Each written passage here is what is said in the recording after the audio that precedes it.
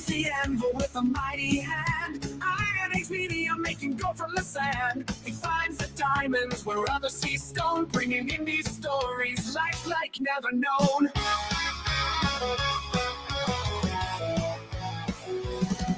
Picking talent like roses from the wild. He's got an eye for the bold and the wild. In Anvil magazine, the voices ignite. Too much Richard, but it feels just right. Richard's vision burning bright in the Anvil forge each night. Indian dreams now taking flight. Richard's fire, pure delight. He's got the spark to light 1,000 flames, turning whispers into roaring names, bringing the unseen to the spotlight's glow. In his world, creators steal the show, the show.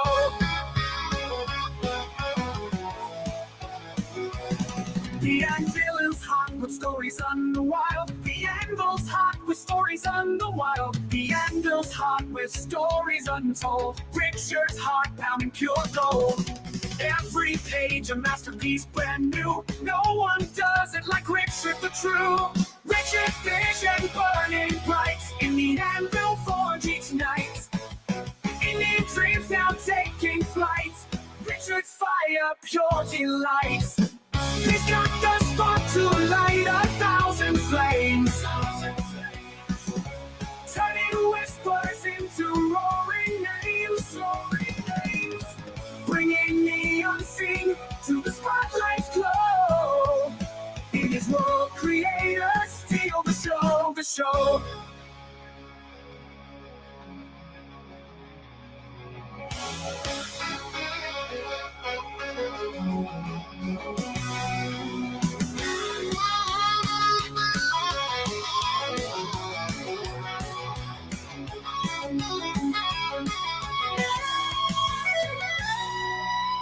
Richard's vision burning bright in the Anvil forge each night. Indie dreams now taking flight.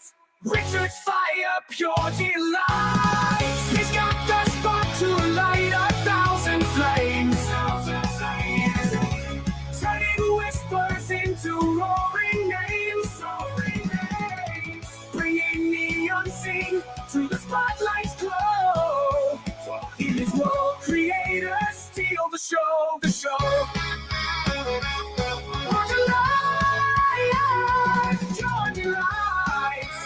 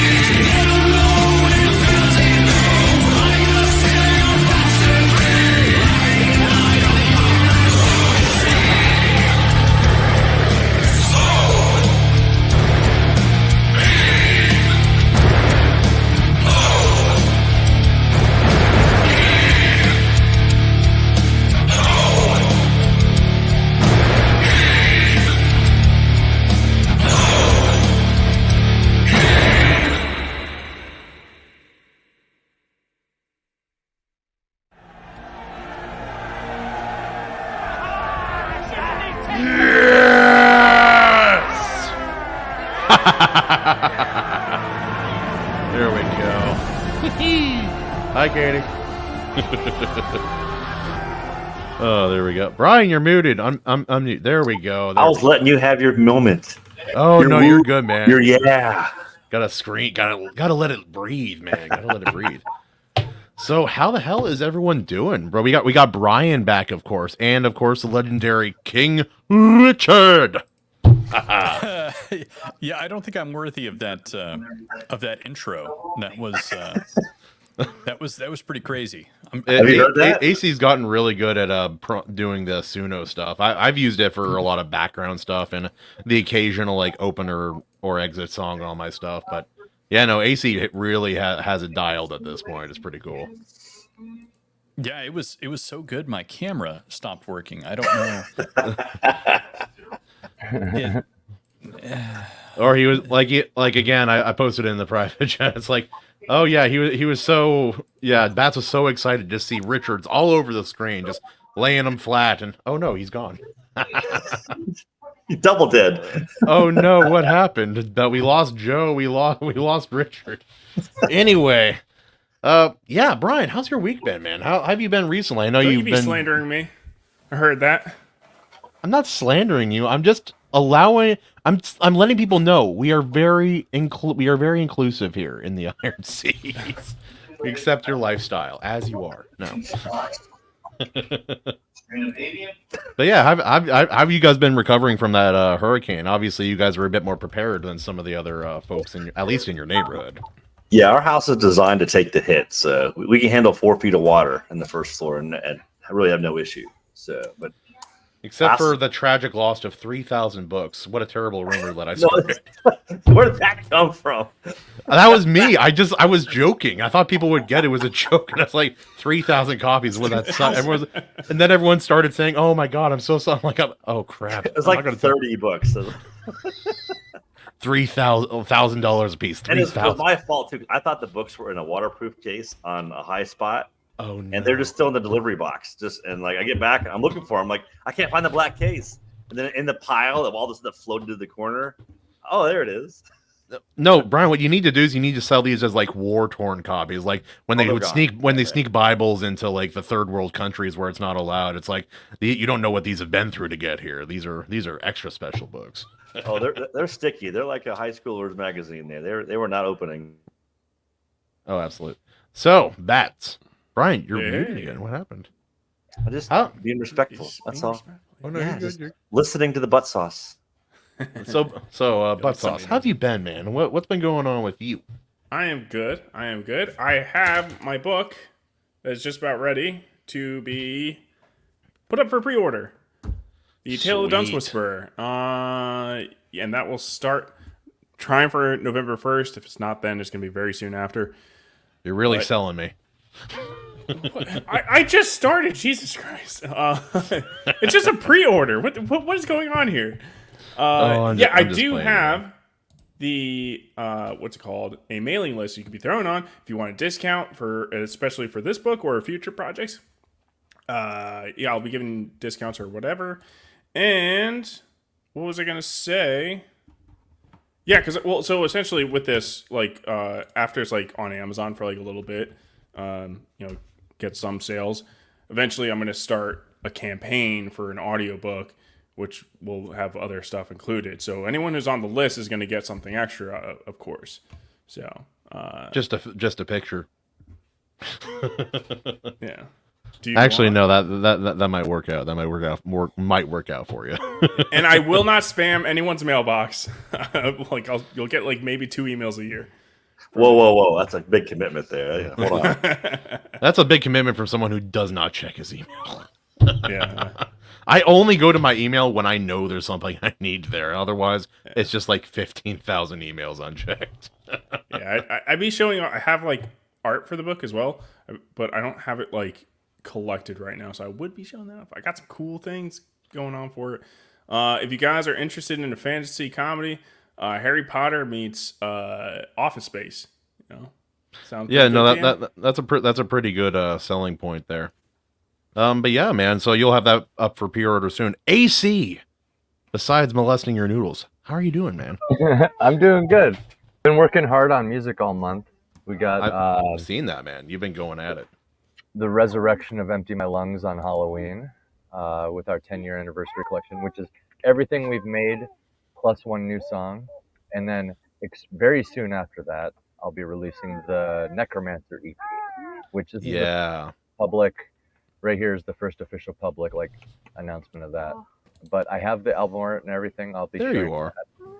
I'll be sharing the album art on various promo threads and stuff. So yeah, look forward to the Necromancer EP, and of course, the Resurrection of Empty My Lungs. Blight is the name of the new song, and oh yeah, I heard the proto version from way back when. That thing, I love that song. By the way, we redid that from the bottom up. So I'm excited to hear what you think.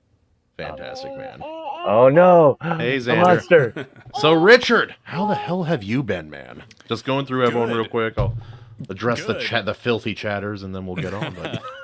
Get your clean mic out of here. You're making us all sound terrible.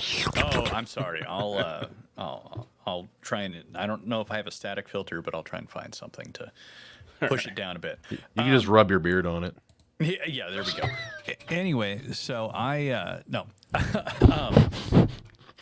LOL. I've just been working on all sorts of different stuff. Mainly, kind of dealing with some additional stress from the day job has been a bit of a challenge, but otherwise, moving right along. Anvil is finally printing the 4th issue, which is going to become the fall issue, unfortunately. But we're working through that. So lots of excitement.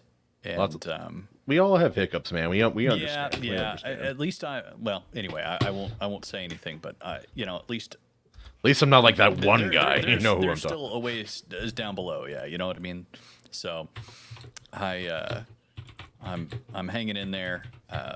Kind of a thing that I've been tinkering with is doing game jams for video games and whatnot, and I participated in Based Jam, which is that's cool. organization that is just getting started, and with 2 other folks put together a game that tied for first place for this most recent one. So that was a good time.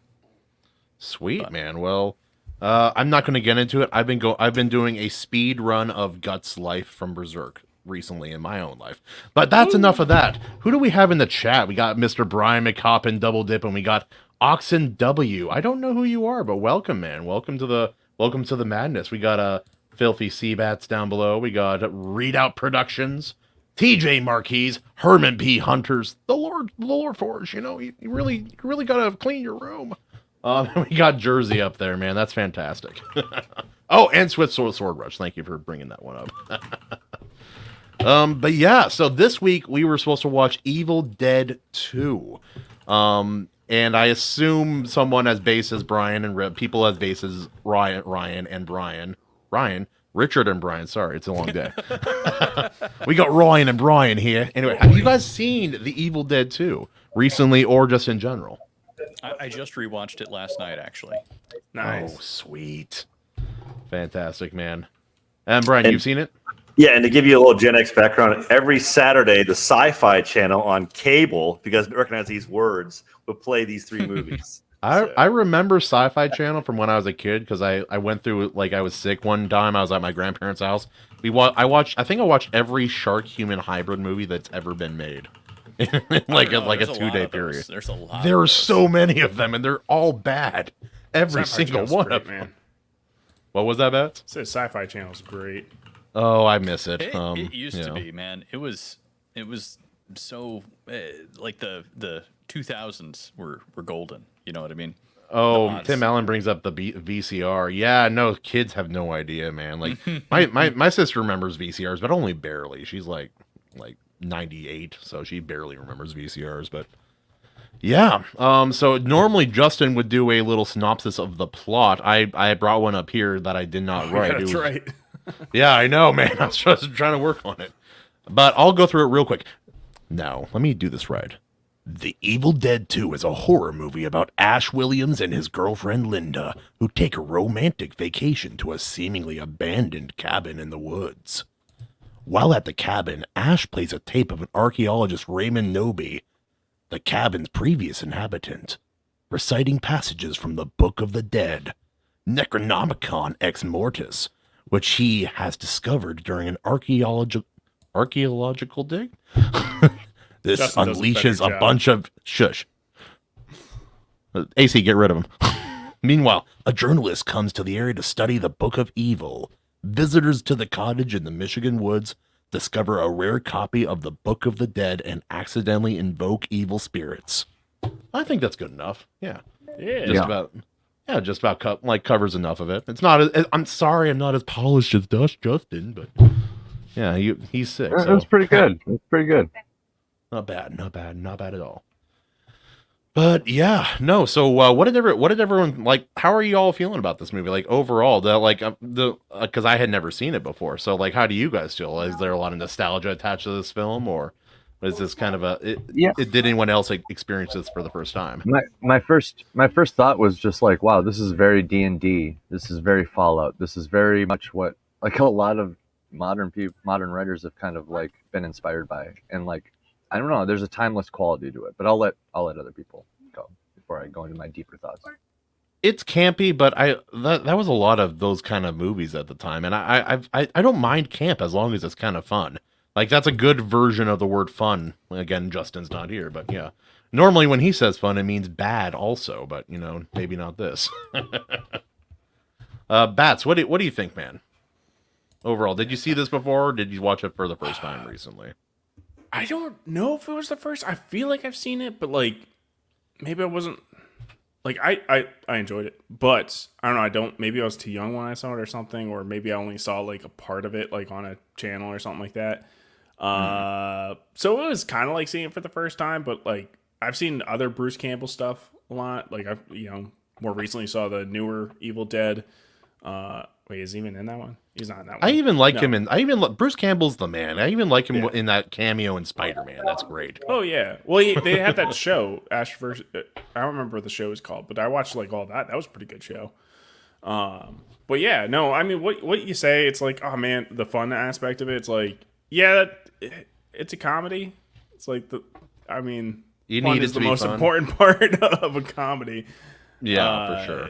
Yeah, so that argument works in this situation, but the story's not just like meh. Like even reading there. the synopsis, it's basic, but it's not bad. It's nothing egregious about it. Like Brian, what do you think? Because you probably saw this back when it first came out, man. Yeah, and it made slasher films approachable. It was like the first kind of slasher you can go to that had comedy involved. You had the Freddys, you had the Jasons, you had the Mike Myers, and there really wasn't a whole lot of comedy. This opened up a little bit and mainstream that idea that, hey, you can have fun, you can be a 13-year-old and still see a flasher flick and not be traumatized by it, because he had the fun parts of it. Yeah, no, for sure. Richard, what about you, man? Did you see this back in the day? Was this like like how do you like? Do you just have fond memories looking back, and maybe did it not live up to that? Like, how do you feel about it? No, I kind of. I think I should preface this with that I am an Evil Dead fan in general. I was a big fan of it whenever I was younger. I loved I didn't see it like until probably the late 90s, early 2000s, but yeah, I think I did not see the original Evil Dead first. I saw Evil Dead 2 and then Army of Darkness, and I've been a huge fan of it. I haven't seen it in many years, so when I rewatched it with a more critical eye, I was kind of surprised that, to me, I feel like it held up well. I feel like it all comes together because it's simultaneously obviously very comedic at points, but then also is like it doesn't shy gross away out, from horrifying, comedy. a little startling, comedy maybe, or horror, and so I feel lots of movies like this nowadays wouldn't resist the urge to like look directly in the camera and like wink, over and over again to let you know that they're in on the joke of how absurd this thing is. I hate when new movies act like it's never been done before. I'm like, it's gone through phases. It's come and go throughout the decades, obviously. And this film is a great example. Actually, if I compare this to maybe our last film, which was Sleepy Hollow, I thought this film navigated the kind of tonal like differences in different scenes a lot. Like it kind of melded together a lot better than the movie Sleepy Hollow did for me. Yeah. Like, which I did enjoy that movie overall, but it felt like almost a different movie in a funny scene versus a horror scene versus a, interesting scene or whatever it was. It kind of felt like a different film in some of those different scenes. Whereas this, it just kind of worked for me a bit better in the way that it all melded together. Fun, but like I'm curious if a movie made today with the same campiness would be appreciated, because I feel like everyone going in watching it today is keeping in mind it's like, well, this was made a long time ago. You know what I mean? Yeah, the two well, recent yeah. remakes were really serious. Like they had the remake Right. kind of with the girl lead, and they had like the one in the apartment complex, which were really serious. And the only time they got silly was when the demons showed up, and the demons were silly. Well, what wasn't one of the new ones like actually scary? Like it was about a girl who was possessed and it was actually good scary, or am I way off? Yeah, it was pretty decent. It was like the same thing, just taken seriously. It was Evil Dead 1 remake, which so question, because again I don't remember. So this movie was it kind of a remake from Evil Dead 1? Yeah, yes and no. Because Bruce Yes, Campbell's a and- character. It revamped it so dramatically that Yeah. kind of, it might as well have been a redo. Which is like It was- weird, right? Yeah, it was very strange. I don't really. I know that he's explained what the rationale there was, but the first movie is, in a way, student a lot, film. Yeah, it's a lot more straightforward in what happens, whereas the second movie really is, it leads directly into Army of Darkness. Yeah. And It's just balls Such to a the cool walls, touch. like Yeah. fun, And I wild, also- action, funny. It just works, man. I really Well, and I also would say that I don't think you can, like this movie would not have worked without Bruce Campbell. No, You know what not I at mean? all. irreplaceable. Yeah, there's no way. Yeah. I would say the AC, do you have any thoughts there? closest one would probably be Jim Carrey, or somebody like in that same vein. Would have to, It's but hard- it's not the same. Yeah. It wouldn't have been the same. Like he can do the campiness and the weird, like the weird expressions and sounds and all that, but he doesn't have like Bruce Campbell can Yeah, be yeah, serious like- and he can look menacing. Jim Carrey looks silly when he tries to look Yeah, menacing. Was that no what the matter what. Claw was influenced from? Remember? The Claw. Oh, Jim maybe. Carrey. Liar, liar. Maybe, yeah. That's a I great bet movie Jim, too. I bet Jim loves that movie. Yeah. Probably did, man, before he started dropping Yeah, certain accelerants in his system, so to say, grew out his beard and started painting weird exotic paintings. Yeah. It's like, you remember when that guy was a really funny comedy actor? I do too.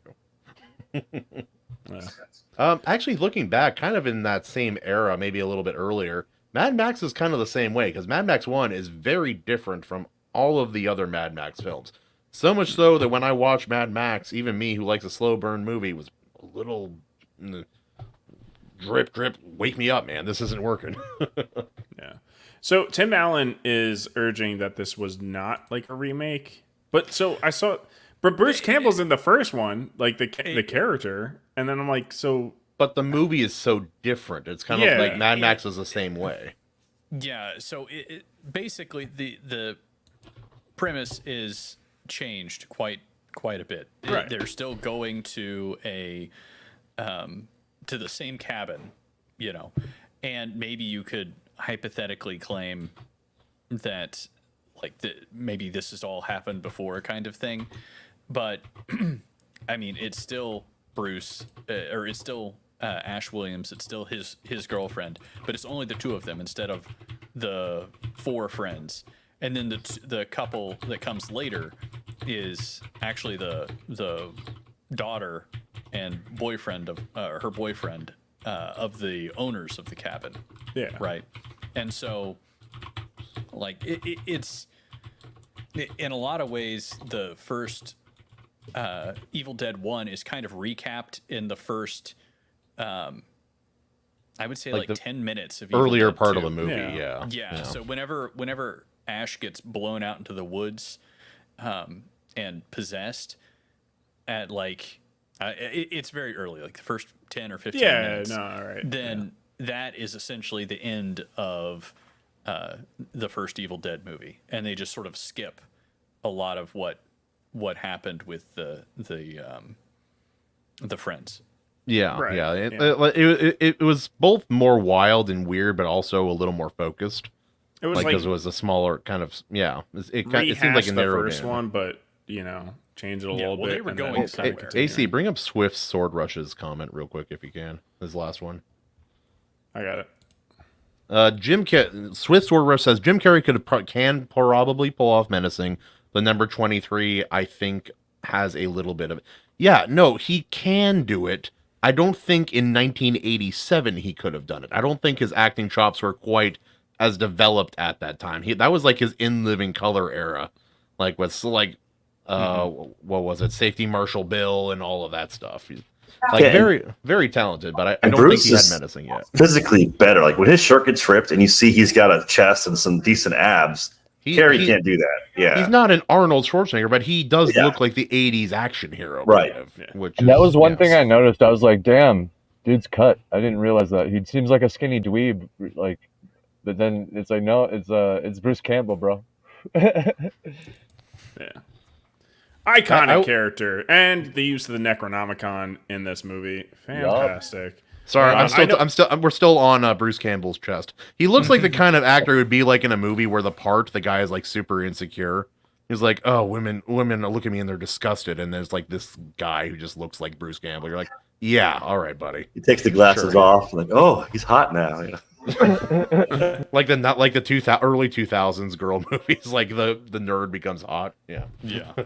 I did like how they were not afraid to fully possess Ash, like you said, he got drug out into the woods and was fully possessed. Like the main character, completely gone. Right? That's not quite killing them, but they did it. It's a bold move for a main character, even in a movie as wild as this. Yeah.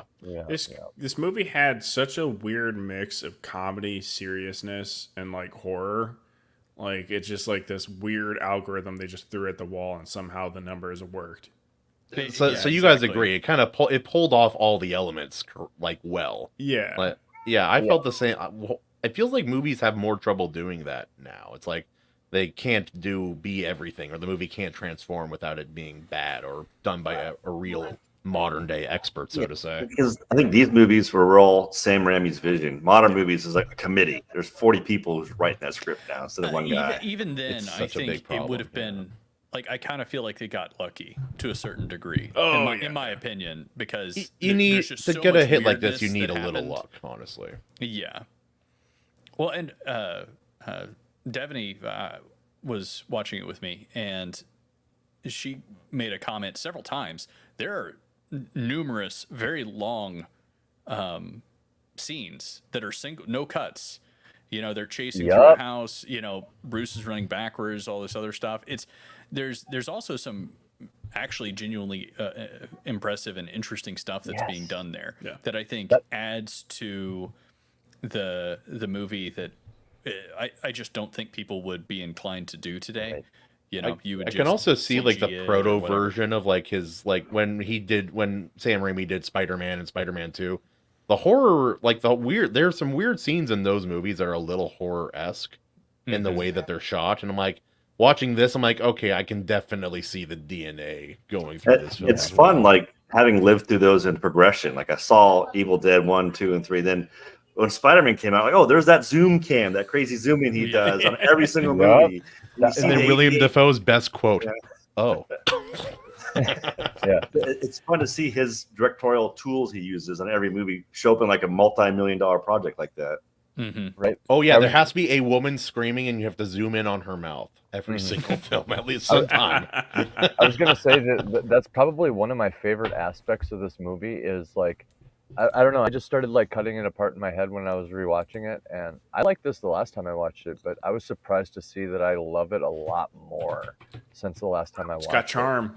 Yeah, and because the last time I watched it was before I was like an author, for example, but I was, so like I'm seeing like all the, and like I'm doing a comic and everything, so like I kind of got that taste of filmography a little bit too, with like trying to like imagine how the shots are angled and stuff in the camera. And I'm just watching this, and it's just a sheer joy the entire time if you have an eye for that kind of stuff, because it's like they don't do this anymore. And this dude was pulling all stops because he needed to make a name for himself back in the day, and they have a low budget and they have to do a lot with a little, and like this is where you learn how to do shit. You know what I'm saying? For comic creators too. Well, it's like you take Bruce Campbell, the actor, out of this movie. A lot of these scenes kind of become cringe So it's like there is this. It takes a special kind of actor to say a certain lines with full confidence. It's like, the with your combination of chest. him and the director, right? And without that studio interference, right? And again, some luck thrown in there. I don't know. Does Sam Raimi have anything to do with the show? Because the show is great.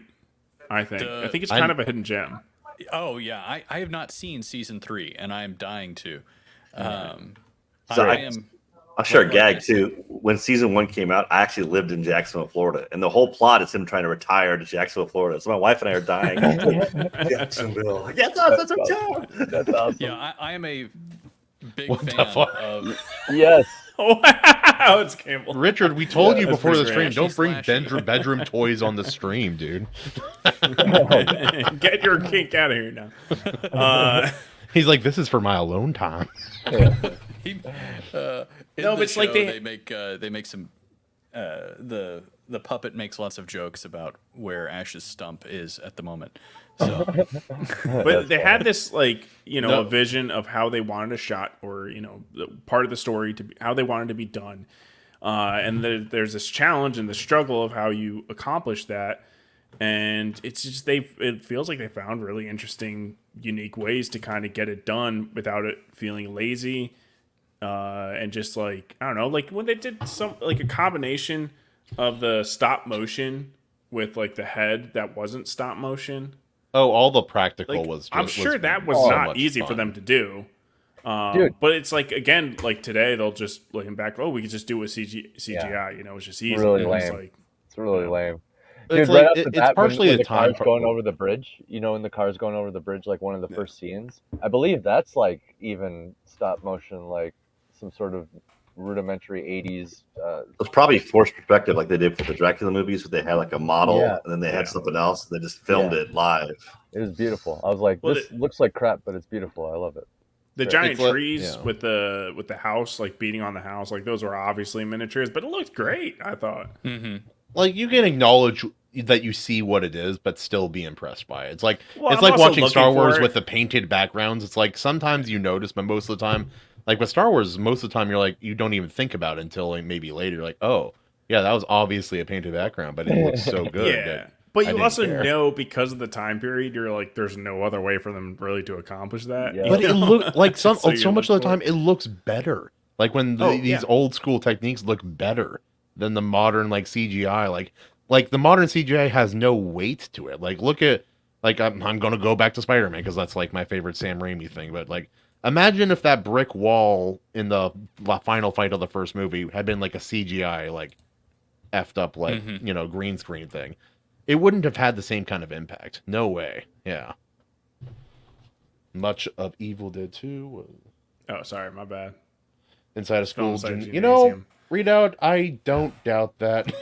I mean, there's this whole thing too. It's just if you can only get so much of a budget, plan your movie out and make it so you don't have to spend that much money, right? Because you got a million billion options to write a story, right? So you can choose, if you're a talented enough writer, you can choose to make a story that's not going to cost you that much money. And this movie obviously is just we just need a cabin. Also, there are so That's many. it. There are so many posters. 2 actors. For this movie. I was looking at, I was on the synopsis. I went over to images. There are so many different good posters for this movie. I love every single one of them. I think It's some of them are surprising. fan-made. The cultural Yeah, impact's huge. Like the video games, I don't know if you guys have played it. There's probably 6 mainstream video games, and they're excellent. They're all really good, which is surprising for video games. What would that have been out on? 87? Or would it have No, been? it's it would've come out in, 90s. PS2. I had one on it. I had a Okay. PC one, so Maybe 90s so and probably on 2000s. Xbox, maybe on Nintendo Yeah. 64, that kind of. So The best games I one could is have played. it's him and a dwarf the whole time fighting. He That's takes the awesome. dwarf to climb the thing. It's Yeah. it's great. Pretty great. I never yeah. knew there was a video game. That's awesome. I was gonna say, so this '80s aesthetic feel here, and not before we get too far away from that. Like what we were saying with the stop motion and all that, all these aesthetics. Like I said, you can come here and just learn stuff. You just learn some shit. I think the future eventually will because all fads eventually have a rubber band effect. that kind of, things. Oh, When things they're become already retro, coming. They're already coming back around. Yeah. Alien Romulus used miniatures, and it looks great. The The movie It, has a couple but like as far as Alien films, it's the best one that's been come out since Aliens, the second one. and I think these things. I don't know if you guys are familiar with the basically the trailers that are essentially Oh, AI. yeah, it's AI, but it's meant to look retro, like it's like a Yeah. throwback, like Oh, we're like gonna 80s seek out, Lord of the Rings, yeah. Yeah, and it looks Hillbilly Lord of the 80s, Rings. and it looks 80s or whatever. Yeah, people are gonna look at this. It looks like Evil Dead a little bit. So like people are gonna revert back to this at some point, and they're gonna seek this out. But what That we're was gonna creepy as see, hell. I know. There's what some we're gonna- there's a little bit of that uncanny valley effect on some of these shots, especially. Oh, for sure. Actually, Well, that horror guy's is face. gonna It's just be- his face. I think horror is going to be the first place that you see Oh, yeah. a heavily AI generated movie. Yeah. Just Horror seems to because- lead the way with like cheap, new, good movie making techniques. So that does make sense. Yeah. Well, that and also a little bit of insanity. You know what I mean? Like, one thing that I noticed with It looks Evil Dead psychedelic 2 a little bit. that I didn't really think about as much previously is, there's a lot of scenes where there's not really any humor necessarily going on. It's just like Ash going crazy and losing his mind, and then maybe something funny will happen. But Yeah. there's plenty of moments where it's nothing but just sort of things getting really weird. And so Dude, yeah. that would play very well towards the strengths of And then AI. the end is like he was just some Florida guy, took some stuff with fentanyl in it. It was just a bad trip Right. the whole time. That's just one chapter. There's Also, also so- demons and like zombies. Oh, yeah. Yeah, you could go all over the place. Thorin, what are you doing? Sorry, guys. Oh, yeah. It's all good. All right. Yeah. All right. So let's talk a little bit more. Towards the end of the movie, let's some of those creatures with the stop motion with the long neck. Oh pretty yeah. dope. Those are cool. Yeah. Those are cool. Yeah. But I it's like some remember of the effects, like the limbs and stuff getting cut off. It's like it's cheesy, but again, they have that like fun flavor in there. Because where it's just like, campy, it kind of it doesn't it's not out of place. It fits. Yeah. It still works. He's cutting his arm off, and it's like he's not putting it down all the way. Yeah. Sword Rush had a fun question. If you had like a Marvel movie budget and you had to make a horror film, what would you want to do? Do you guys have any ideas? I have a couple, basically, but yeah.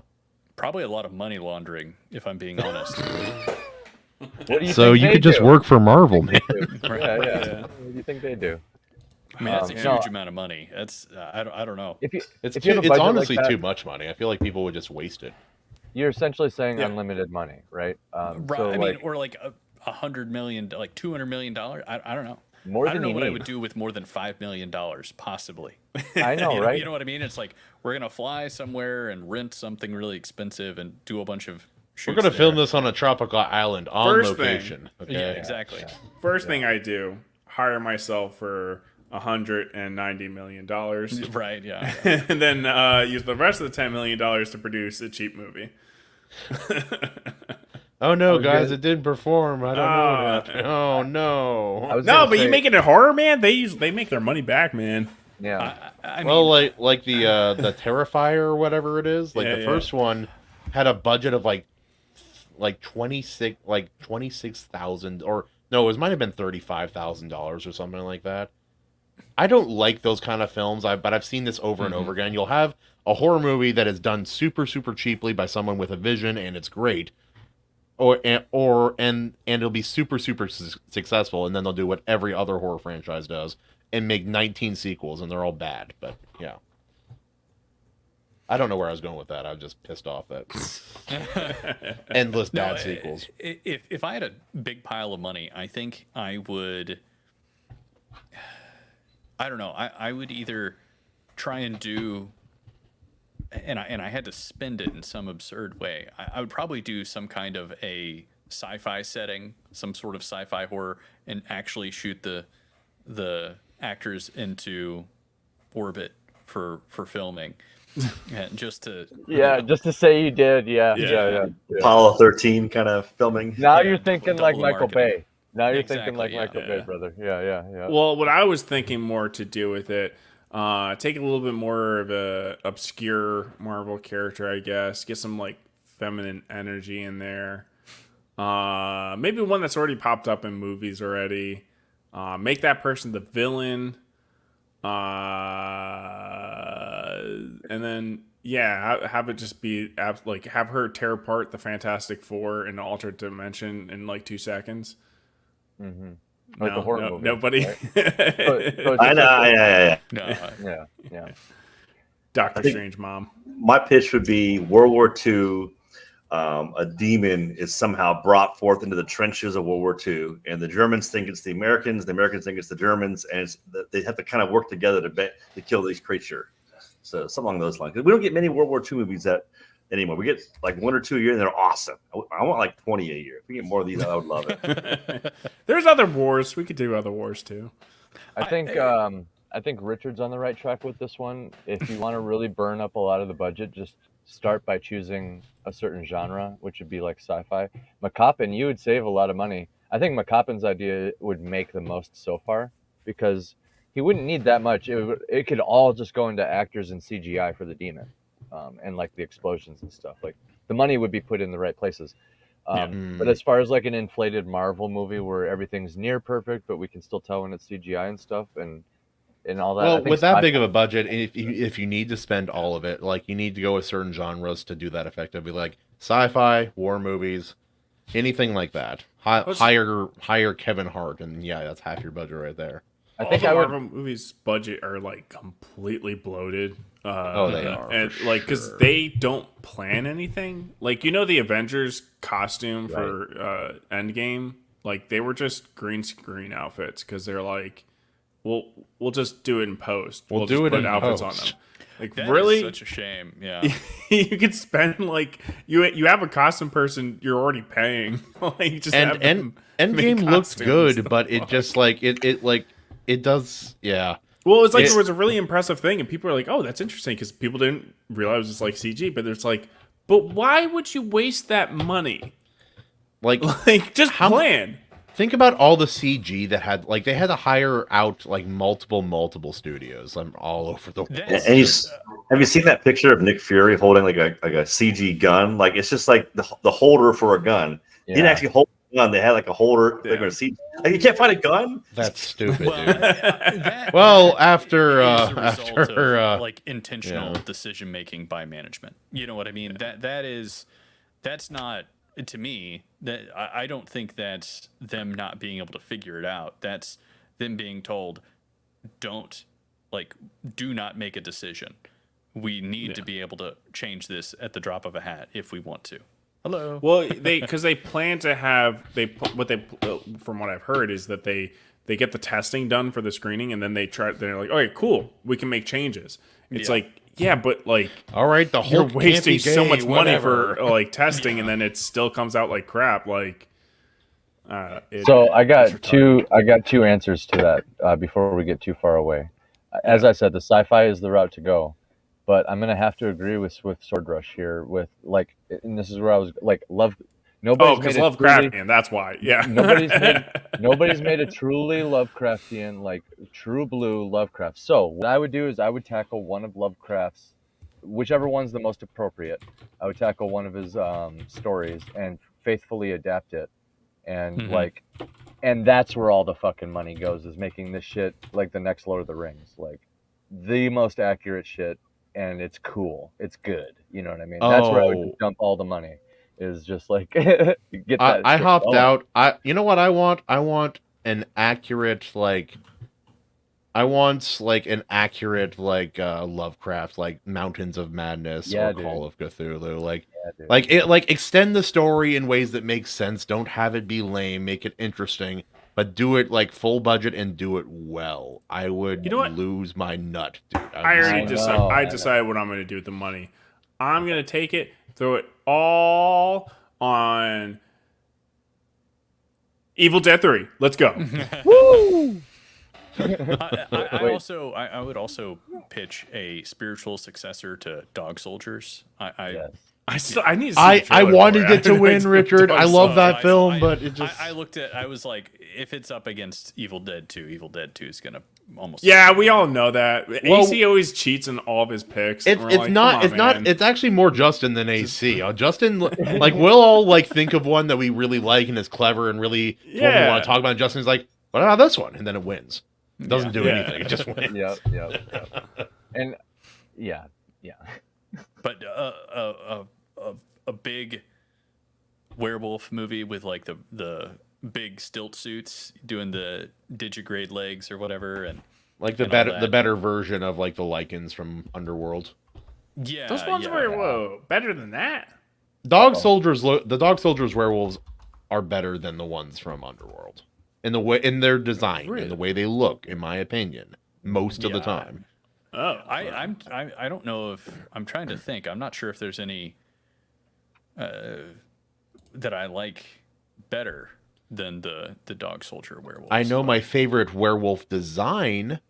Now let me preface this. This is not the best looking werewolf, but the actual physical design of it is my favorite, and that is Teen Wolf. what? Yes, that no. Teen Wolf. No. Teen Wolf. No, from Van Helsing, like 2003. The werewolf design in that was dope. It was like bulky and like almost looked a little bit like Anubis. Also, it was a really cool design, and the CGI. Dude, that was- movie's awesome. Yeah, Screw all the haters, man. I love that movie. I do like the movie, but I can't. It's one of those. It's fun, but can I say it's good? I don't. I just, I know what I'm talking about. Justin's You can always say it's fun. Justin's Oh, it's I- fun. also, Rings of Power is fun. Right? because of how Justin No. is, watch him come in and be like, No. "Oh, I hate that film." I'm like, "What? Wait, why?" Dude, automatic crossbow? Hell yeah, dude.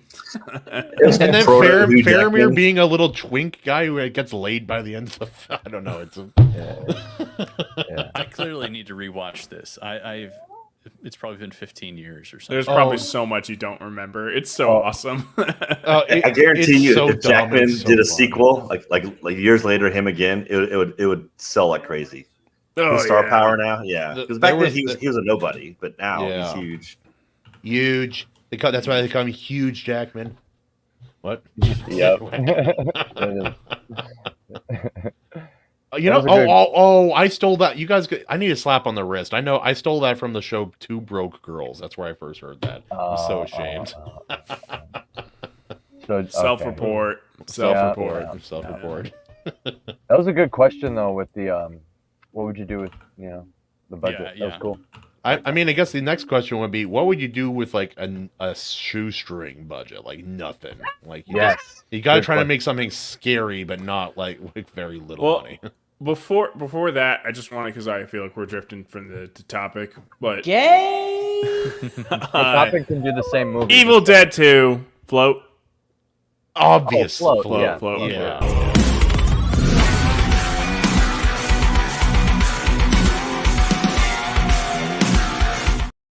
No contest. No contest. But yeah, my first thought is Macappin. You could probably just make the same movie on a shoestring budget. Yeah, action films are super cheap. The same. They movie. can, yeah, 100%. You could do it, yeah. I think if I was doing Difference true in the actors. shoestring, just what I have access to, I would do something on a boat. Like, That'd be cool. I'm on a have you seen the end of All Things with Robert Redford? It's just him in a boat. It's the whole movie. And I've heard it's good. I haven't really seen good. it though. Life of Pi, right? Same thing. Same like idea. that, but no That special was effects. not it's just cheap. him on a boat. Nothing weird. Yeah. What do you Nothing mean? It shoestring. doesn't cost that much to rent a tiger to put on a boat with a kid. Yeah, but to have like it costs more to rent one that won't eat you on set. Yeah. You can always That's just why go. you just can have to find pick a a good tiger. country to do it The in. tigers are in Oh, the wild. 100, yeah. They're for free. You just go grab a tiger. Richard, we're going to Taiwan. I know what horror film I would do. I would go to Hawaii and I would have a Menehune horror film. The Menehune were the Hawaiian legends of like the little guys are like 2.5, 3 feet tall, like Ooh, I little love dark hobbits, except they're Oh, they're jacked. short. You don't have to pay him as much. Eat I your don't know heart out, how- Leprechaun. Eat your heart out, Leprechaun. Oh, they Right. got No, nothing no, on the no. Mene. Like in Hawaii was like the Menehune was like, oh yeah, don't walk around at night. They're gonna get you. these tiny little jacked midgets are going to take you down. Wait, wasn't that in your story? I have In I book have a 2? story. No, about, McCoppin. Oh, Yeah, Kind of. kind of. Kinda? It was a Yeah. wooden cow statue, but yeah. yeah. He was short like a Menehune, but he wasn't a Menehune. He was Yeah. based on something.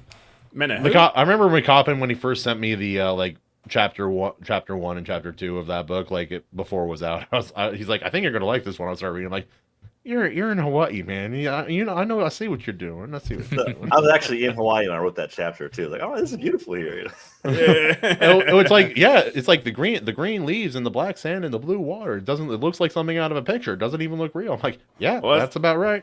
That's always the funny thing is like sometimes you can always guess like what was that person watching at this point. It's like I have like an island chapter. I was watching a lot of Survivor. Like, I thought you were watching Alone. I thought that's what you were watching. Alone, Naked and Afraid. Castaway. That's Is that just what you are most of the time anyway, though? Or absolutely. Yeah. Dude, I love that show. Naked and Afraid is based, and Yeah. for me, it would be Master and Commander. When you read my novel, there's 1/3 of it is Lost at Sea. So there you go. But I think for my shoestring budget, I've had an answer for this for years. It would have like the same tension and vibes as like Blair Witch, but the setting is zombies, and I've had this scene in my head for like 10 years, but it's like, okay, here's the scene, right? Dude is running through the woods. That's where you get the Blair Witch Project vibes. He's running through the woods. He's all messed up. Maybe he had a wife earlier in the movie or something, and she's gone now. Like, we've established that the zombies are a threat, basically. And can I be the main character?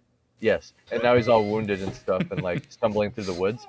He finds a freaking cabin, right? Just like Evil Dead, so it's topical, right? He finds a cabin, and fucking goes inside, locks himself inside, boards it up. All the zombies can't get in. So a little bit of I Am Legend vibes for people who've read the books. She turns her head around backward and says, "We need to talk about your dream." Oh no, she's gone. She's long gone. Oh, Maybe he has flashbacks that explain what happened. But anyway, once he's in this cabin, seems safe from the zombies, but they're always a constant threat, and he's always got to do shit about it. But the twist is the cabin is haunted, so you get a blending of genres here. And How is he keeping the zombies out?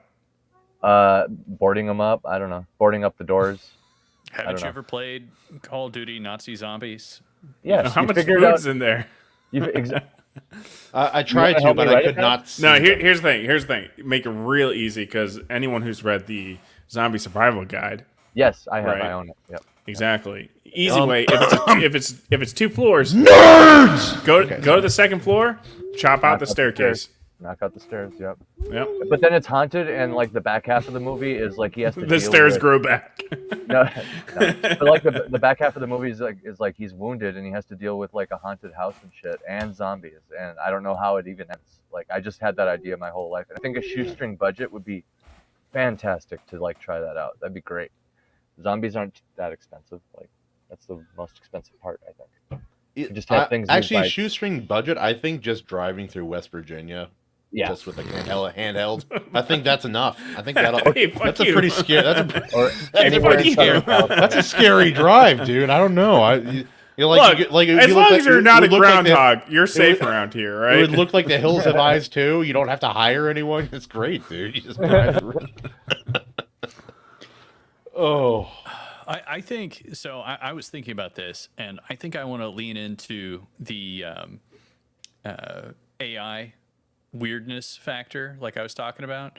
So I want to have basically 2 locations, both of them cheap, of course, but one is essentially you're following a character, and he, like, you don't quite know what's going on with him, but he's simultaneously planning to go meet. He's going to meet with his friends, and like they're going to go do some mushrooms or something like that, and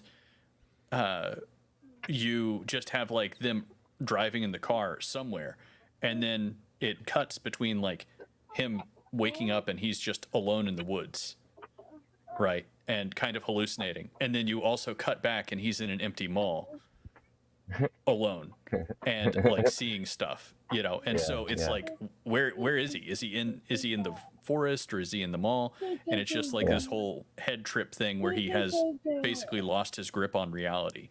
I don't know how Kind it of like works, a but- Jumanji thing, I love kind it. of like it's like, wait, am I seeing? What am I seeing here? Is this? It's how a- this Yeah, works? exactly. He would, like, you know, the old the rundown Foot Locker.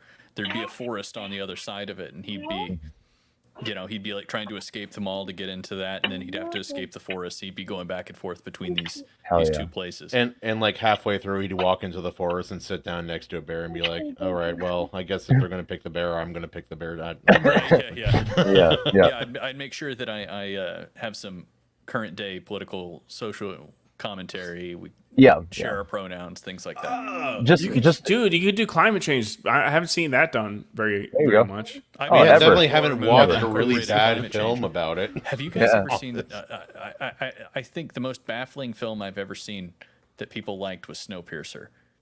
Oh, I love like that movie. I love it. Gosh, I love it. Why? I can understand why you don't like it. Richard, we watched The Day After Tomorrow. As a child, I didn't realize. As an adult, it's the most blatant propaganda I've ever seen. I'm not saying Snowpiercer is the Yeah, most blatant propaganda. I'm just saying that movie was. I mean, it is blatant propaganda, but it's also just. I that one baffles me. I don't know how. I saw it in theaters. I don't know how the entire theater did not burst into laughter whenever Chris Evans said, "I had to eat a baby."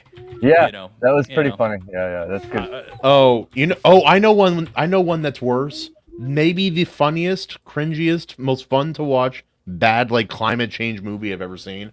The Happening. What Oh a my piece of- god! Okay. I love Everyone and in hate the that theater movie. was like unanimously like, I think that was Guys, like the gotta start first caring movie about somebody goes, science.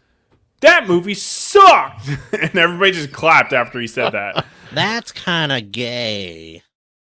Yeah, And then it was like, it's like, well, who's the enemy? The wind. That wind is really blowing right now, guys. Which one? Talk about a movie that should have been like a low budget student film. You know. Oh, The Happening? Yeah. That could have been good as Yeah. that, but as they got this huge I'm not budget. saying it could have been good necessarily. I'm just saying Oh, I would understand yeah. it if it was a low budget. Just B-roll of Afraid the trees wind? waving. Whoa. Yep. I was Just like, gonna say, just like one of those lazy like YouTube videos where they play the same creepy song on every clip, and it's just like filtered trees moving, and then like someone like falling over. I could see it. Yeah, How did that movie end? Did they just the trees stop? the trees stopped, and then Yeah. the trees in the UK started acting up. Yeah. Oh no! That movie is so. It was so predictable too, because it was just like they're like, okay, they're gonna start killing themselves. Let's make the tree sounds like 20 decibels like higher at this point. And it's Yeah, like, oh yeah. yeah, And big then it was like, surprise. oh, the trees are also regulating behavior. They weren't just doing it indiscriminately like trees would. They were doing it like, oh, all these people are angry, so we're gonna take care of those people. Yeah. What Also, like, what? All plants are on the same like line of thinking. Like, plants now try there to kill are plants. trees that have interconnected roots, and they're all technically part of the same system. That's Yeah. not everywhere, and that's not all plants. The whole thing was stupid. Yeah, The that better was movie, the palm trees, like, hey, we're nice, we're palm trees, we like you humans. We're gonna protect you from the oak trees. There's also a scene for like 45 seconds, maybe a minute and a half, a guy just talking about hot dogs. And there's no context. There's no reason. It's just like a minute and a half long dialogue of him talking about hot dogs before they Man. seppuku into a tree. Justin should have been here. He's got the Wahlberg impression. Oh, he looks a little like no. he has that voice down. I can't do it. I've tried. But all right, fellas. I have some stuff I got to take care of with the kiddo, so I do have to get going. So All right. Well, I guess I'll leave you to it, guys. walk the plank. all right. Screw you. No.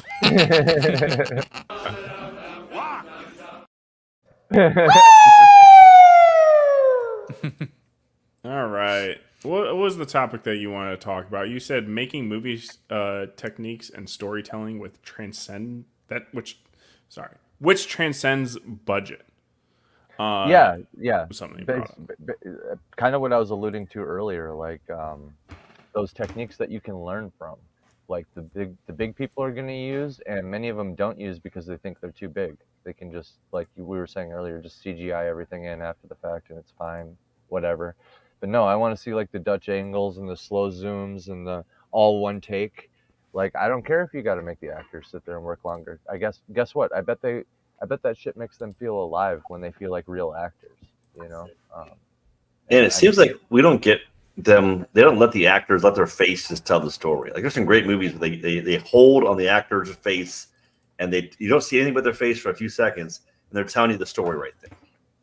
I don't see that anymore, really.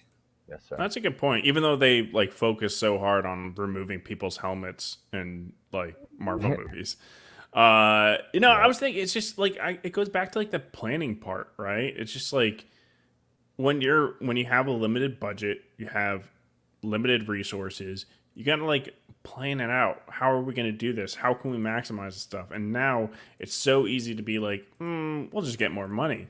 Or we'll just CGI it. We'll just green screen it, and it's like this easy fix. So it enhances their ability to be lazy. Whereas before, when without having a big studio, you're forced to struggle, and it's just like, it's great art comes from struggling, you know. Yeah, this is why I chose the zombie/ghost story, because zombies can be other people, so you can hire extras or have friends and family fill in for free. One lead actor, the guy's alone. Like I said, he had a wife, so maybe his actual wife in real life does the cameo scenes for the flashbacks to establish some important stuff. And then lastly, one of the main antagonists, other than the zombies, is ghosts. So there's nothing there. You just make things move by yourself. There's some pretty scary real footage on like YouTube of things that you just can't explain. There's all your inspiration right there. Just go down the list of all the legitimately scary shit you can find in real life, and just recreate it, fake it, you know. So, and there you go. You've effectively paid one lead actor, and had a bunch of friends, and just did clever stuff like actually using a string. What was it? Like, the Poltergeist? Was that the right, one? Where it's right. like the security cameras, and they're just like pulling the blankets, you know. Like, that was like as far as it went with their. Yes, sir. Yes, sir. And then zombies. Sorry. What? There's some makeup. Okay. There's your most expensive thing is the makeup and hiring the lead. Yeah, but that can get expensive because you got to have people in a chair for a long time. You got to pay a very skilled person to do it. So maybe just show a few zombies and then stick to silhouettes, I would say. You go on the computer, you hit copy, then you paste, and you got another zombie. There's a way around this. I've been exposed to this. So you put out an ad saying, need extras for movie, bring your own makeup. Oh. And they show up and they do their own makeup. And you get some really good ones that show up. Sick. That's a good idea. Then you get male zombie 1, male zombie 2, female zombie 1, female zombie 2. Copy paste like Bat said. Do silhouettes. I had no idea about that. I thought for sure you were gonna say like extras needed, no cash, but we will have free meth, and then you'll two birds, one stone. There we go. Meth. Do you know how much you can accomplish with meth? That's how you make like Jesus. You lure the extras in with the meth, then you take the meth. And you get everyone on meth. You get the director on meth. You get the producers on meth. Yes. Everybody's gonna be working overtime. You're gonna have like, maybe not the most concise movie, but it'll be high energy. I'll tell you that. Yeah, it starts off as the zombie poltergeist, but then for some reason ends with like Richard's mushroom trip in the mall. Yeah. Yes. But Justin's gonna watch it and he's gonna be like, I don't know really what I saw, but I had a lot of fun. I liked it. Yeah. Yeah, that's fun. Yeah. That's kind of the key to everything I'm starting to figure out. Meth is just, it's a lifesaver. Between you guys and me, maybe, I don't know, I guess there's a chat here too. No, between me and the chat, screw you guys. Hey, chat, I might be making videos soon. In the form of, I'm going to be making music videos. I've already made one for Empty My Lungs. But you know me, I can't help but tell stories. Even my new lyrics, a lot of them have like themes and stories and stuff after my becoming an author stuff. So I think I might be making like short movies, and traveling to certain friends that have certain locations might be fun. Macapin, Richard, Bats, you're all 3 different locations in the country. I don't know if I can get to Hawaii wherever where Kahuna is. But, I got groundhogs. You need an action scene with the groundhog? I got you. Yeah. I don't know. Maybe Justin has a better idea, Bats. For those who don't know, I killed a groundhog with my leash handle. We know. I think he has that tattoo now. I killed a groundhog with my leash handle. Yeah. It's gonna be like a groundhog, just and then like a leash handle. But yeah, I think I want to have some fun making like little stories, man. That'd be fun.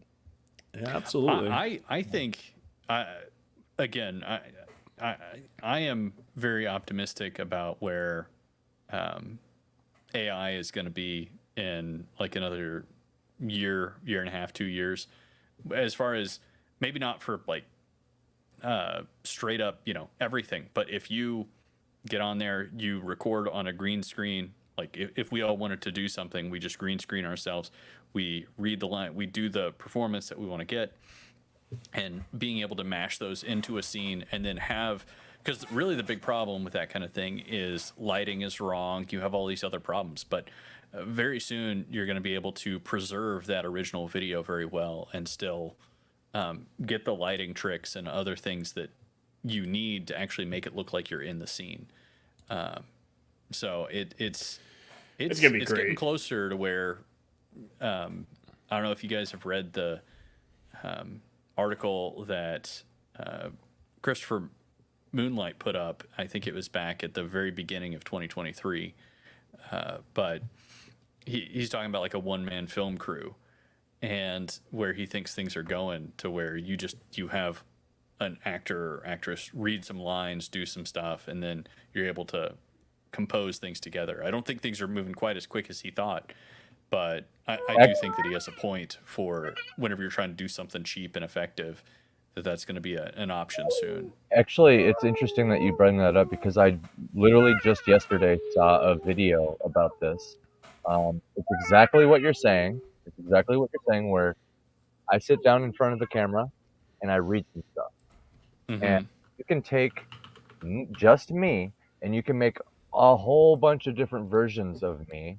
So there's like slightly buff Andy, there's orc Andy, there's goblin Andy, there's lizard person Andy, or whatever. But just stick to human. How about that? Like a whole bunch of different variations of human. Like they all weirdly look like me. It's like they could be my brother or like a weird interracial twin or something. Right. There's already like 2 things you could do with that, right? Like AI narration's already a thing. Yeah, and it's intended to have dialogue scenes like we're doing right now. And you could just fill it with samples of your own voice, and you could do an AI narration with your own voice. Yep. Yeah, and so like I was telling the guys on our Discord, which by the way, if you guys want to chill on the Discord, it's in the chat. Yeah, I was telling them, kind of did this my last video as an experiment to see how it would do. My script for this last video that I did on my channel, mostly AI. The thumbnail, I didn't generate it with AI, but I got the ideas from AI. And I'm like, I'm curious how this would perform.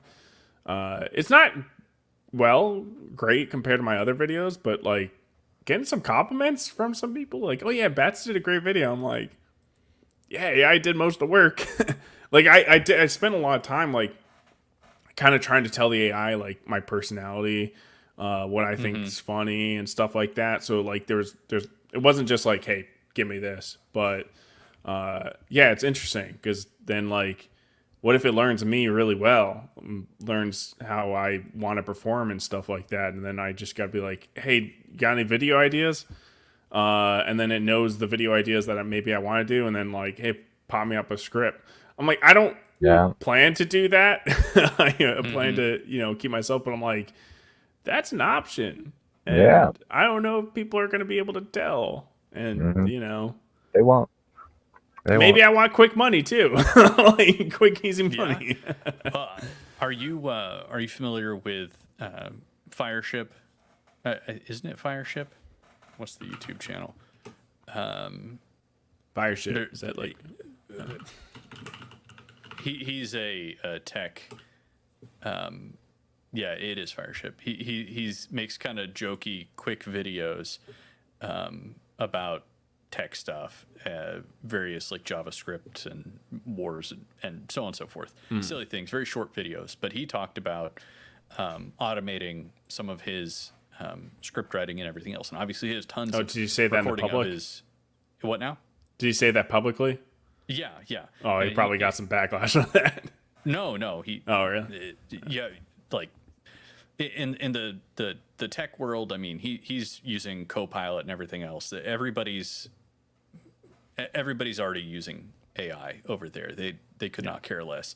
Oh yeah. If except for the humor factor that Robo Jeff, the guy who runs the channel, is doing a better job than he is. You know what I mean?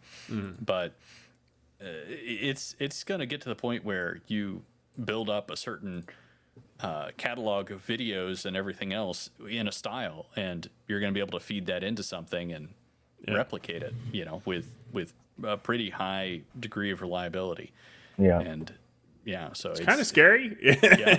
I have a It just thought. means that if you're doing a pattern, you're gonna have to keep iterating. You're not gonna be able to just sit and repeat the pattern. Yeah. Yep. Well, so I it's like think with the. Oh, sorry. Sorry. Go. You- No, you well, go. okay. Two things. I think it's going to inevitably drive human creativity, even if it narrows the scope of the most creative among us, if that makes sense. Like, yes, there will be a vast majority of creative people. Like, there's going to be more creative people because there's a lower entry level. And then simultaneously, there's going to be this thicker middle section where everybody's kind of the same and at the same level because AI has granted that. And then the cream at the top is actually going to get a little narrower. But I think that cream is going to be, because even though it's narrower, like a spear, it'll be able to go further. Like, it'll expand people's creativity. Because if you can start off with, like, very, very much like using AI as a tool from like an expert perspective, imagine a master artist just splashing ideas with AI and then picking good ones and then really honing it in from there instead of like going Well, completely. this is my like it's not doom and gloom like take on it. It's Right. like people are so fucking lazy. Yeah. It's like the answers are already there. Like, I was obviously, using AI to try to help me troubleshoot some stuff, right? Especially with shit I didn't know. And using it instead of Google as a search engine, which like it's getting worse by the day. Using AI for that stuff, and hope like sometimes it's okay, but it's like it's gonna shoot you out an answer right away. But like, not everybody was using it. Like, it's not like people are like, hey man, you can probably get the answer off AI, and you think a tech isn't gonna be like, oh yeah, get that, like, help me, or whatever. And it's like, or like people come to me with things that they could. 90% of my job in the Marine Corps was completely fixable with 3 words typed into Google, yet they're coming to me to fix it every time. So it's like, it doesn't matter how easy you make it. Like, I don't know. It's like, it's not going to take over completely. And like I said, that work I had to do to get it to train, majority of people using AI are not even going that far to do it. Have you guys heard any? One of the new conspiracies I've heard is that the fact that, okay, you're aware that your phone takes a picture of you every 5 seconds or every 3 seconds. Oh yeah. It does that. It can never really shut off. The location's always on, etc., etc. The microphone's always active. All that. Mm-hmm. So when you combo all that known stuff with like AI, there's theories going around now. I don't know if people have found kind of the first whispers of this, but think of how like things like Facebook just like, oh, we're just going to take your data and sell it and use it. They think that they're going to basically, they've been copying everybody's likeness using the phone and AI, and they're just mass logging it until whatever they plan to do that for. Most people think that they're going to use it to just like make copies of people, even if it's just like digital copies. But if you think about it, this thing's with you at all times, listening to every word you say, et cetera, et cetera. If they get enough information, they could almost make a pretty accurate like copy of like your brain in a way. In theory, there's a couple of problems with that. Storage being Right. one to But log all that data. Yep. And then also to like the other doom and gloom thing from AI is the amount of power it takes. It's not always worth it. AI like image generation is super simple. So that ain't going anywhere anytime quick. But like other types of more complex AI, like for servers and stuff like that, especially like looking at camera footage. Like I think it was at the Amazon stores. Like they kind of gave up on it because it just was the server space it was taking to run those AI programs was like immense. So yeah, cost is a big thing into that. I mean, restarting the building of nuclear plants just to pay for these things. So Yep. Yeah, Yep. we'll totally get those, right? Yeah, nobody's gonna stop There's us one from being getting built nuclear right plants. now. Right now, it's an entire nuclear plant whose purpose the purpose is just to power an AI. Right No, now. yeah, I figure, yeah, Yep. but no. So what was I gonna say? No, so I was doing some research to try to like come up with like a story concept because like it's, especially if you're doing like sci-fi or yeah, even in fantasy, it's like, dude, the amount of research you can cut down from using AI to search this stuff is so good. If you need to find a planet, from a couple of systems away and figure out the quickest route to there, you can get it easy from AI. But it's like, so I was trying to figure out because I'm like, all right, let me come up with the concept for the Iron Seas story, right? The fantasy story. I'm gonna have like a fantasy ocean that's made of not water, right? So I'm like, okay, like maybe it's an ocean filled with like I don't know, like iron blood, or maybe it's just filled with a crap ton of like objects that are iron, like cannonballs and stuff, right? So I'm like, okay, so I have to like look up the density, or like if what cannonballs can float in, right? And I like at some point I'm like looking up mercury, but then in the same response, it's telling me like, no, cannonballs can't float in mercury, but it's less dense than mercury, so it will float. And I'm like, wait, you just contradicted yourself. And then Right. I mentioned that, I'm like, hey, what do you mean? And then it was like, oh yeah, I made a mistake. And then like the next prompt, I made another mistake, and I'm like, okay, like weird. But an interesting thing you could have in this fantasy world. I'm sorry, my brain just goes there. But you could have in this fantasy world. It could be an ocean of mercury, and they call it the Iron Sea because it's primitive. I thought enough about that. Right, but and it's primitive enough where they don't know what mercury is. Yeah, It's just this liquid iron to them, right? I already thought about that, man. That's so cool, man. I like that. I like that. And then the cannonballs float. Good touch. I like that. Mercury's awesome. Mercury's a cool concept. Poison. Superconductor. Yeah. Yep. Can you imagine an crazy ocean of that with waves? That'd be wild. Yeah. What let animals it would touch live skin. in there? None. Even if there's none, yeah, that would still work. Yeah, that'd be cool. Birds. Yeah. That would be because that's the only. We could only Human be around land, though. There's only birds, and I'll tell you off screen, but off right. stream, what my Iron Seas This is. is cool. This is just how my brain works, man. I'll write for bad stuff that I like in this way too. I'm like, oh, it could go this way, and this symbolizes that. And yeah. It's So we covered like accidentally covered a lot of our topics in our little side talk. Because one of the things this is going to talk about is like best, what's our favorite vampire or werewolf movie, or what do we think? Vampires or werewolves? Which side are we on? As far as Edward or Team Edward or whatever, or where you going here? I in general always find I just like werewolf movies more. I think they're a little bit more. I don't know. They're more visceral. They kind of combine. That just makes you a beta cuck.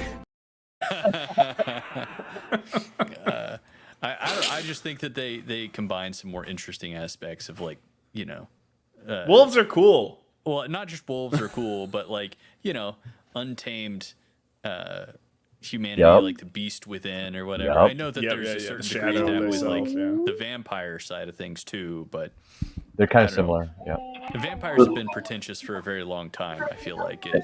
Werewolf's fun too because it's that Jekyll and Hyde where maybe he's a good person or she's a good person, and then the full moon hits and it's Yep. And the vampire is for sure not a good person. It's more that's the razor thin kind of difference because they're both kind of like very similar, right? Like think about it. There's always the secretive nature to a vampire, right? Like that's one of the tropes is you realize this character that you've been interacting with the entire time who's just really weird. Oh, he's actually a vampire or whatever. Like that's always the twist. So it's not quite beast within, but it's always kind of like the evil lurking underneath, if that makes sense. And vampires tend to be purely evil a lot of times. But there's that whole other aspect that goes along with them, where they have thralls. So they create all the they create victims. So you can look at somebody like the famous Jeffrey bad guy.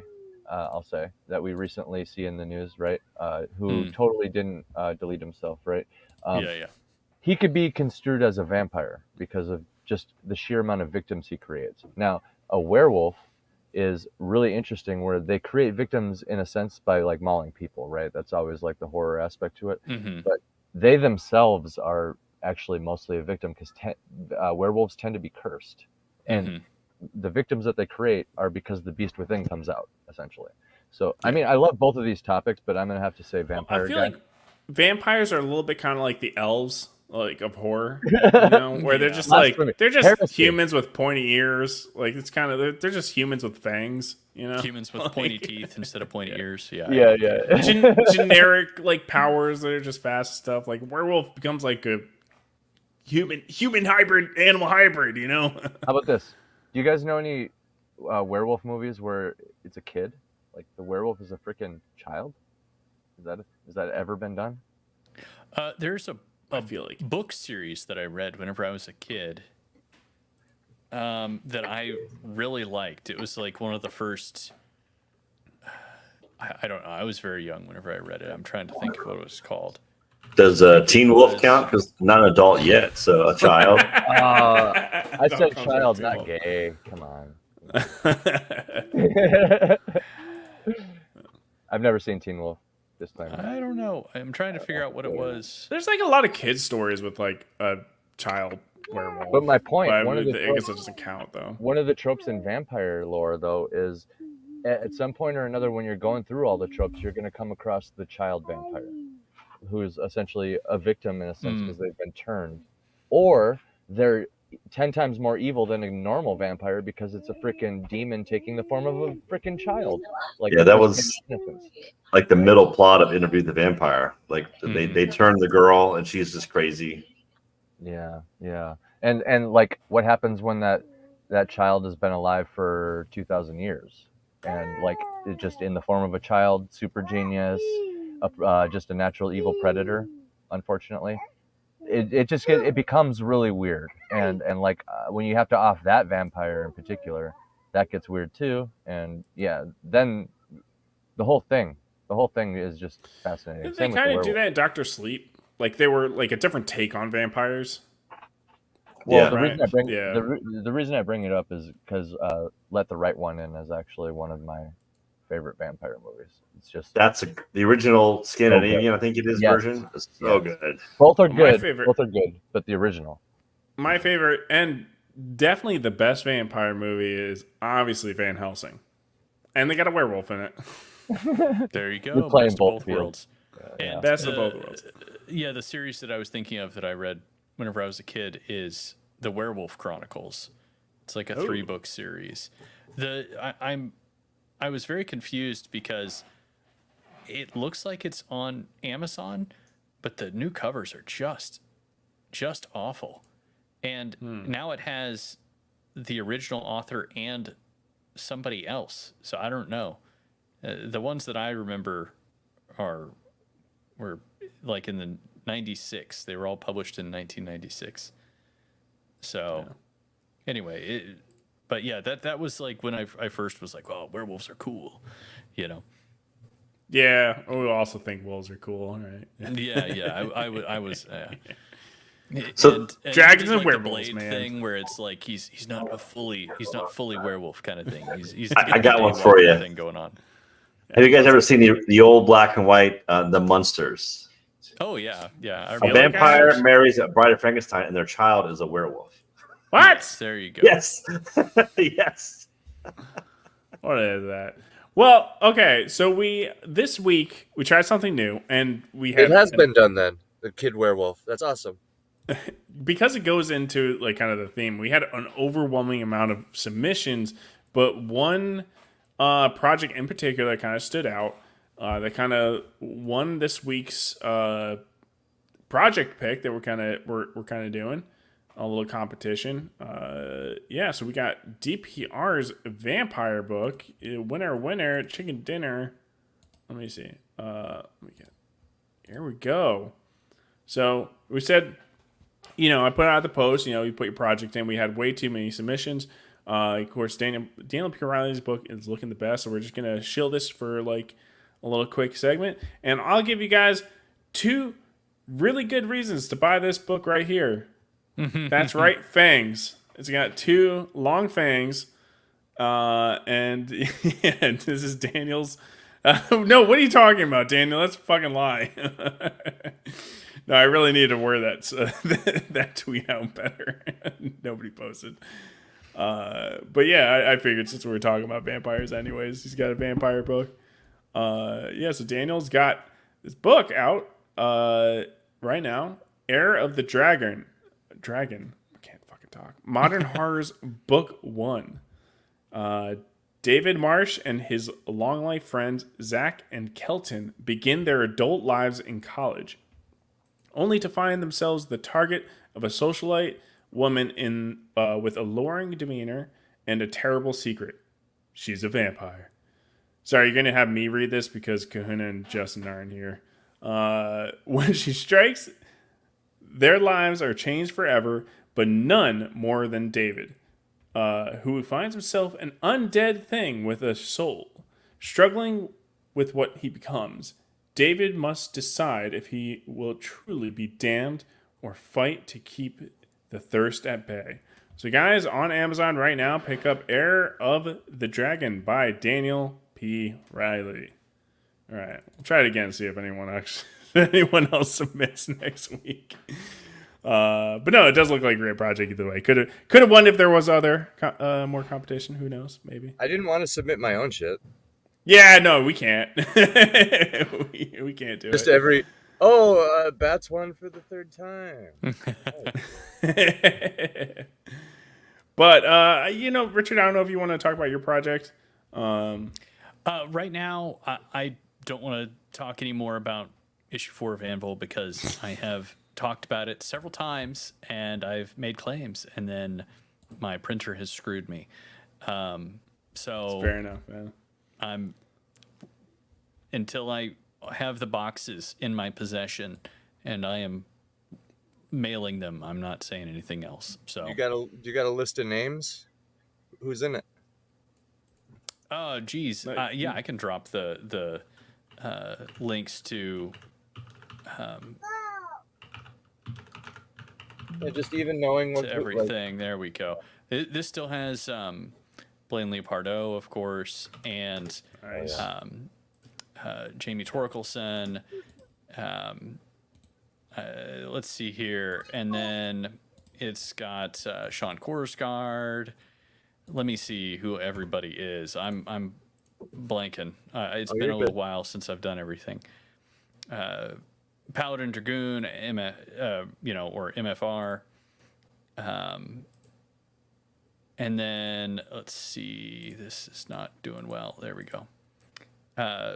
Joshua M. Gonzalez. That's who I was struggling to think of. TJ and Ken B, and then Ichthy5 did the comic for that one. Sean McKendrick, Jason Larimore. Let's see here, Heather Santo, and then Andrew Kozma and Garrett Cook are that's the authors. We've got a little bit of everything, so it's a great issue. I can't wait for it to be in everybody's hands. Issue 5 has all the art sketched and everything else. We're getting ready to move things along. But yeah, I don't know. I have a lot of trepidation about physical products anymore. Let me tell you what, it's painful to try and get something to people at a reasonable price, at a reasonable rate of speed, while using local people. Because, I mean, yeah, it's well, everybody's complaining it's about difficult. shipping rates right now. Yeah, like, too. shipping And rates have increased by doubled in like 3 years. they've right? basically doubled in, I would say, the last 18 months. So I'm not entirely surprised that like Razor Fist and George Alexopoulos had issues, because they were kickstarting right around whenever Anvil issue number 1 was kickstarting or crowdfunding, right? Oh, wow. And yeah, it's been crazy. I mean, and international is just insane. I almost feel bad. I don't think I have any euros at this point in time, and I don't blame them. Yeah. So. Yeah. No. I mean, yeah. It's getting really bad, and it's like, as much as I don't like Amazon, but it's like, bro, everybody's got Amazon Prime, which means free shipping, which means I can advertise my book as like, hey guys, you don't have to pay extra on shipping. Author, I think it's you really need to be It's a on bullshit monopoly, man. Yeah, like, you really need to be on Amazon. And I'm thinking about I'm going to be trying to get second edition versions of Anvil print on demand up there, but the problem is they don't do magazines well, and it's like, no, I don't know, but that people like, people Imgur have is told an me option, or repeatedly Imgur? that's what they want, Yeah. So. What is it? Fuck. What's the printer that everyone uses? Ingram Sparks. Ingram. Yeah, I know, Yeah. but the problem is they're kind of pricey. Yeah.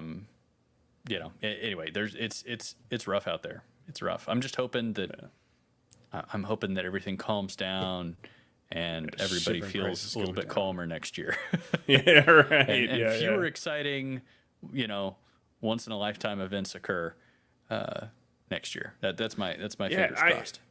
It's like, man, people don't want to resort to all digital. It's like digital obviously has its place. It's obviously very beneficial for a lot of things. Like I get things digitally a lot.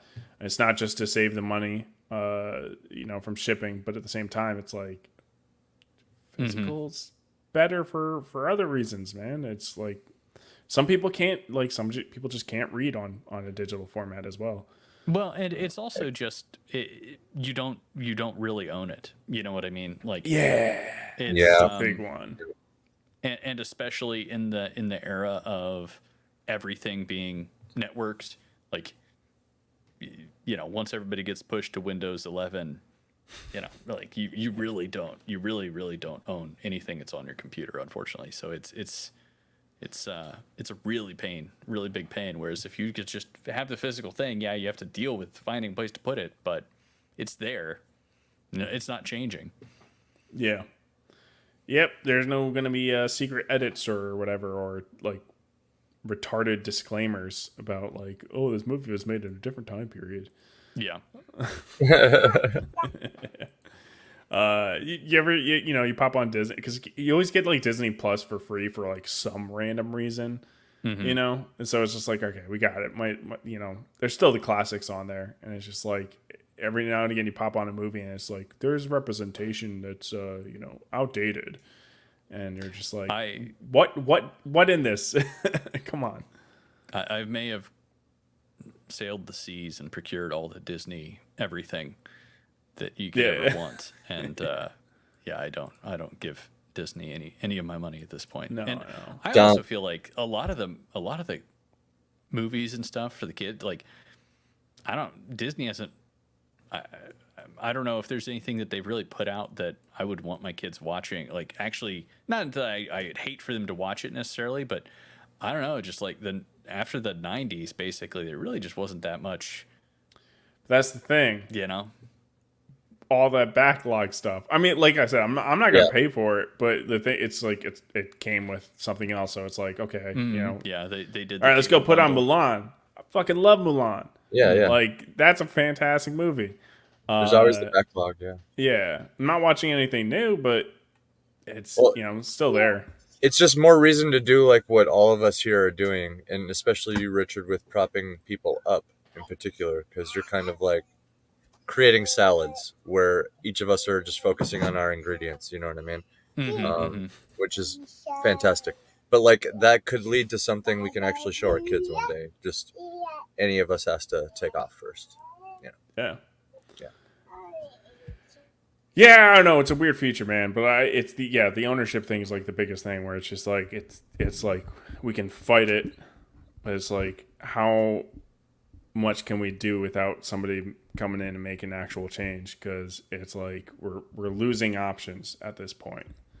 You know, but yeah. No, I get. So it's like, physical's still a really good option with Amazon, but it's Amazon.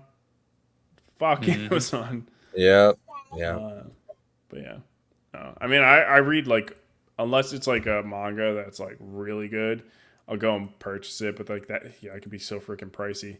But besides that, I read all my manga digitally, because it's just like, I mean, I don't got the money to buy all those mangas. Oh physically. no. Yeah, but all right. Well, what about McCoppin? You got anything you've been working on? Besides recovering my vehicles and rebuilding them, no, I'm still writing book 3 right now. I'm about 20,000 words. I'm behind schedule because of the storms and stuff. Yeah. But I did release that promo trailer finally. It just took a while for the artist to get the last pieces of art I needed. I'm steering away from the comic book. It wasn't doing so well. I think I'm going to stay more audiobook, which sells great, and more physical. So I'm still waiting for Richard to hear his feedback. Yeah. So how's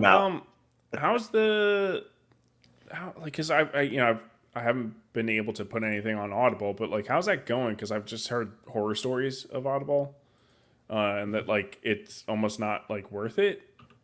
So what's your experience with that? I got 2 coins in this one. The first coin I'll say is, if you do the audiobook yourself, like you read it, it's a pretty easy experience. It's very, very easy. If you outsource to a talent, it gets expensive fast. So you can upload ACX basically for free. Like if you read it yourself, you can do it for free basically, and Amazon will sell it, take their cut. But if you want a pro to read it, like a Travis Baldry or something like that, you're going to pay for it. Yeah, of course, yeah. Well, what I've seen some people do, especially like indie guys, is what they'll do is they'll find someone who's very talented but hasn't done a ton of work yet, and that'll be a cheaper way of getting a good product. Like Herman P. Hunter kind of did that with, was it Steve is the guy's name? I can't remember, but the guy, he was friends with Roy Detrice, this incredible narrator, and it was it was a good get for him basically. And Brian, you have a great guy for your books too. He did a really he's unknown. He used to do like naval novels, and my kids love him. Like, hey, so I had him do the sequel too. So gave him a great. Yeah. Oh, I've heard from a few people that it's like I don't know, something about Amazon that they're not getting a good cut or something like that. Like I know I've heard from Caro saying that like they put her books on discount without her permission. They do. Yeah. Like, I don't mind because I'll sell more. Yeah. I'd rather sell 10 at 14 than 5 at 20. It's fine. Yeah, absolutely. Yeah. And then they'll. We're small. Just give us customers. And you'll have your exclusivity with ACX Audible for a while, but then I didn't even know what happened, but it was on Apple Books, Apple Audio all of a sudden. So I was like, hey, if you got an Apple, go get it. And it still came back to me as a sale. So. Yeah, I've been exploring different alternatives to Audible. The problem is I have like 400 titles on Audible. I'm not getting rid of it. But I do want to explore some alternates to it. I know Chirp is a pretty good one. They give a better deal. They like if you buy a book, like just whatever book you want at a given moment, it'll be expensive more than Audible. But it's better for the narrator. It's better for the author. And if you buy a book on sale, like some of these really long books are like $4. It's like a no-brainer.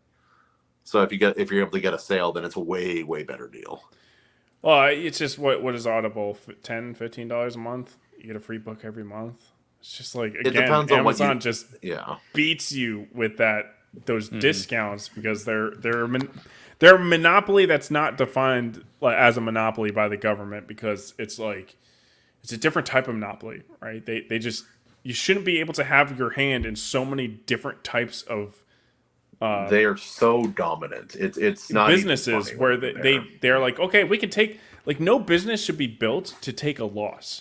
Like, their shipping whole thing, their shipping is built to take a loss. Like, that's insane.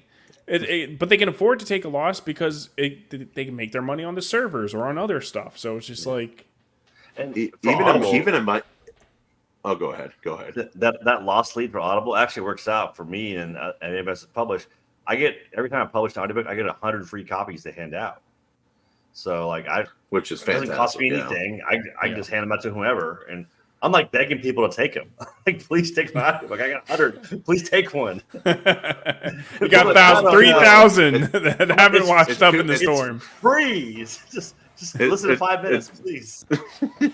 I see where those extra copies went from the storm now. You left them in the danger zone. For like 2 people, that's good. Yeah. But guys, I know Kahuna just hopped back in, but he's gay, so whatever. But we're gonna end it here. I appreciate everybody for joining us this evening. Honey, stop it. Yeah, Richard, you got anything you want to say before you take off? No, man. Thanks for having me on. I enjoyed talking about Evil Dead. It's an awesome franchise, and thank you for the awesome intro. I am unworthy, truly. I can email you the song if you. Yeah, AC always sure. blows it out of the I don't park. know. Whenever I need an ego boost, I'll put that on. Okay. Sounds good. Yeah. What? Oh, I lagged bad. What happened? I can't tell if Kahuna is just holding very still. I just want to say, guys, again, my book is about to come out. If you want to see a fantasy comedy that's like Harry Potter meets Office Space, it's very funny. Sign up for my email list for a discount and to get notified about future projects. It's very fun, guys. It's very funny. Very fun. Very super, fun. super fun. Because he's totally read it. Yeah. But No, all right, not besides yet, that, Coppin, anything you want to say before you take off? No, just check out my books. They sell, but I would like to sell more. Like Richard, my day job is not my joy. Yeah. AC, anything else? Empty My Lungs on all socials. A.C. Pritchard on all socials. Pritchard Pub on YouTube. Get our anniversary collection this Halloween to catch up and prepare for the Necromancer EP. And aside from that, fundmycomic.com/ASOS. All right. Kahuna? I'm in a house with like 3 sleeping people. Yeah.